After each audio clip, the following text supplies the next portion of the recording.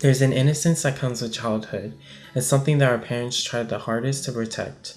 When we're young, we see the world with awe and wonder, and more importantly, we see people simply as people. When we're kids, it doesn't matter if a potential playmate has different colored hair, skin, or eyes. Our main concern is who's gonna be it, or who will be Marco. We laugh, run, and play together without a care in our world or prejudice in our hearts. What does kindness mean to you? It means being kind and nice. To everyone.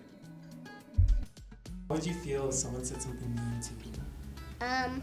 It would feel painful and not nice. I feel sad. Do you think it's okay to say mean words to people that are different from you? No, How come? because that's really mean, even if they're not from this country. Then something happens, and all of a sudden, the golden rule falls to the back of our minds. Suddenly, words that we knew better than to use as children fly out of our mouths with ease, forgetting or disregarding the harm that they can do. Many of us are guilty of this so-called harmless banter. Sometimes we even go as far as rationalizing the language with justifications like, what's the harm if I'm only joking, right? I mean, we're cool, so I have a pass, right? Whether joking around or being blatantly hurtful, what remains constant is that our words hold an immense power to greatly impact those around us. Was there ever a time that you had been called a derogatory word, and how did you feel about it? I was in first grade. I was walking home from school right before Thanksgiving break, and I got hit by a car right in front of my house. And so when my dad took me, I got picked up by an ambulance. While I was trying to, get help help I was at the same time feeling kind of the burden of being ashamed about overhearing a conversation in the background, overhearing how annoyed and how angry they were about those Mexicans who come to this country and never learn English and never, can't even help their kids when they're in the emergency room. I first came out back in Minnesota, middle school. I shared to a small group of friends, and they were super supportive, but the news did spread. And because the news spread, one day I opened my locker, I found a note that said, faggots burn in hell, and God don't want you here.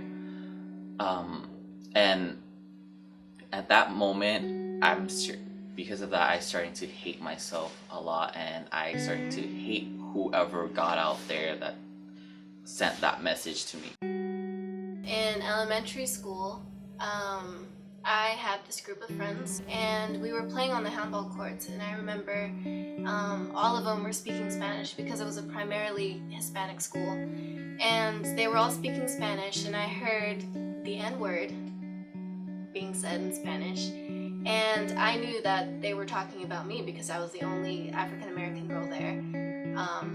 And I had asked them, hey, are you talking about me? And they lied straight to my face. And they're supposed to be these people that are really close to me. They're my friends, and I trusted them. And things kind of just escalated from there. And then word got around school that I was upset over something. I'm very expressive about my sexuality, so some people just use umbrella term like, oh, it's because you're gay, or it's just terms like that. And then I don't really have a problem with being called gay. I use it for myself sometimes, but it was just the way that somebody said it. It's not oh my god, it's because you're gay. It's you're gay. It's the tone and just the environment that someone said it in. It was really it hit hard. So I was oh, maybe I shouldn't talk too much about it, or maybe I shouldn't show it too much. And it really sort of dented how I identified myself, and just this whole question who am I really, and if this is the biggest thing about me, can I do something else about it? It's a very demoralizing feeling. as a child, I didn't really know how to handle it. I remember like in the 3rd grade I got into a fight. As an adult, I think I've handled it better, but I still think I felt the same way inside, angry. I guess I know who I am now, so I don't think too much about what people say about me or names that they call me, but it still hurts quite a bit.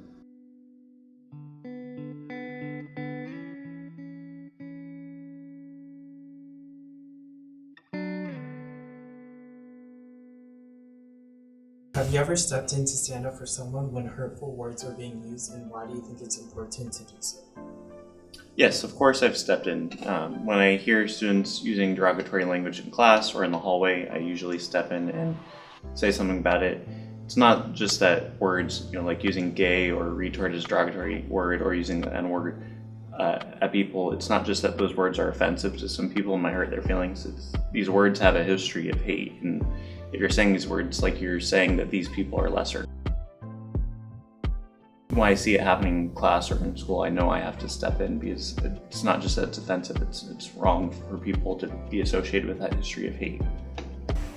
So I try to use my voice and the platform I have as an educator and as an adult and as a human, just to at least raise awareness for teaching kindness, and I go to protests. I've been to the past few women's protests, and I've been to gay pride parades in 3 different cities, and that's just to stand up for people who get